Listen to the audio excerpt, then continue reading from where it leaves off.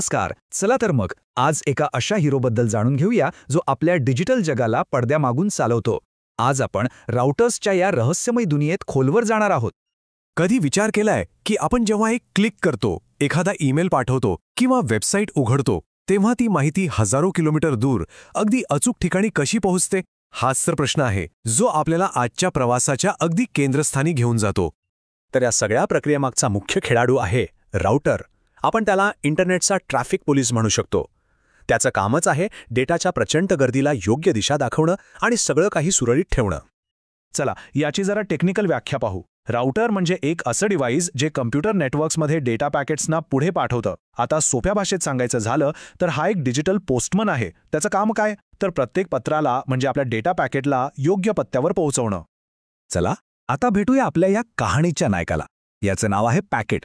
हे एक छोटंसं माहितीचं गाठोडं आहे ज्याला इंटरनेटच्या महासागरातून प्रवास करून आपल्या ठरलेल्या ठिकाणी पोहोचायचे. आणि राउटर तो आहे या पॅकेटचा गाईड आणि मित्र. बरं, मग राउटरची मुख्य कामं तरी काय आहेत? सगळ्यात पहिलं, तो पॅकेटसाठी सगळ्यात चांगला मार्ग शोधतो, मग त्याला त्या मार्गावर पुढे पाठवतो.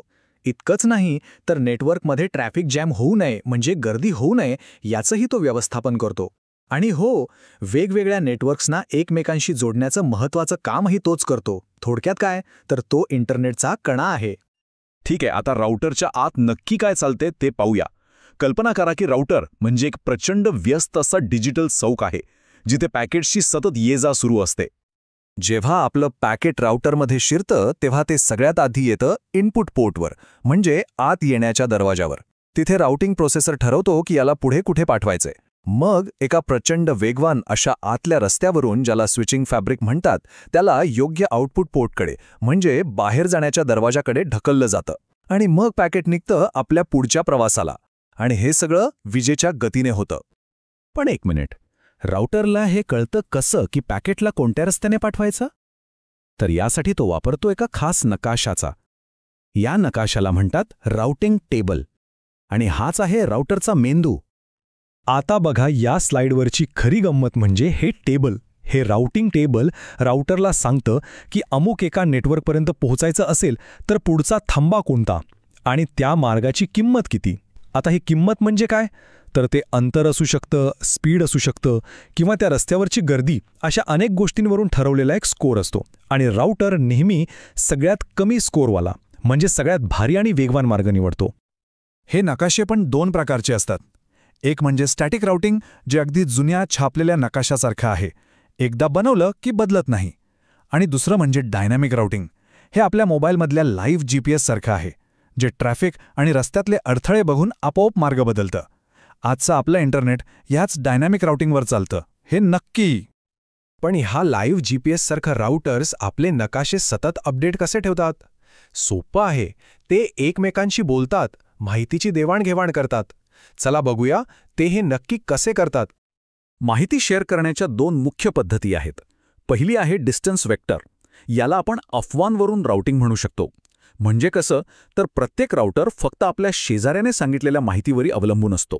त्याला पूर्ण नेटवर्क दिसत नाही. दुसरी पद्धत आहे लिंक स्टेट, म्हणजे नकाशावरून राउटिंग.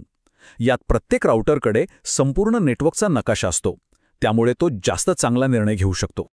ही जी अफवांवरून राउटिंगची पद्धत आहे ना, ती वापरणाऱ्या प्रोटोकॉलला म्हणतात RIP, म्हणजे राउटिंग इन्फॉर्मेशन प्रोटोकॉल. हा जरा जुना आणि सोपा प्रोटोकॉल आहे.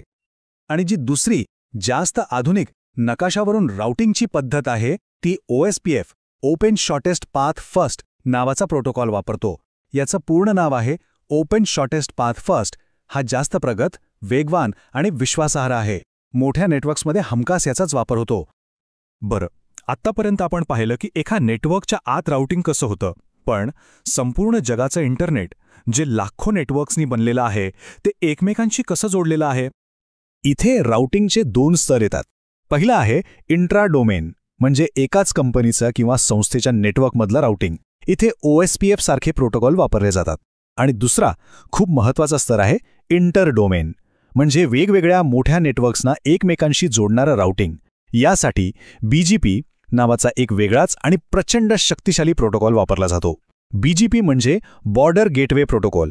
आपण याला इंटरनेटचं जागतिक पोस्टल नेटवर्क समजू शकतो, जे वेगवेगळ्या देशांच्या किंवा कंपन्यांच्या महाकाय नेटवर्क्सना एकत्र आणतं.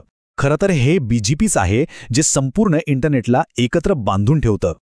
आणि अशा प्रकारे अनेक राउटर्सच्या टीमवर्कमुळे आणि सतत अपडेट होणाऱ्या नकाशांमुळे आपलं छोटंसं पॅकेट आपला प्रवास यशस्वीरित्या पूर्ण करतं आणि आपल्या ठरलेल्या ठिकाणी सुखरूप पोचतं.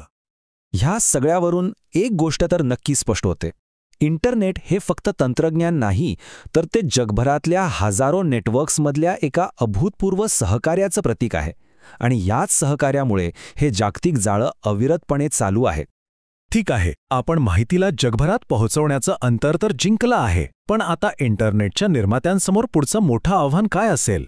जास्त वेग की जास्त सुरक्षा की अजून काहीतरी वेगळंच? हा एक विचार करण्यासारखा प्रश्न आहे, नाही का? चला तर पुढच्या वेळी भेटूया एका नवीन रंजक विषयासोबत.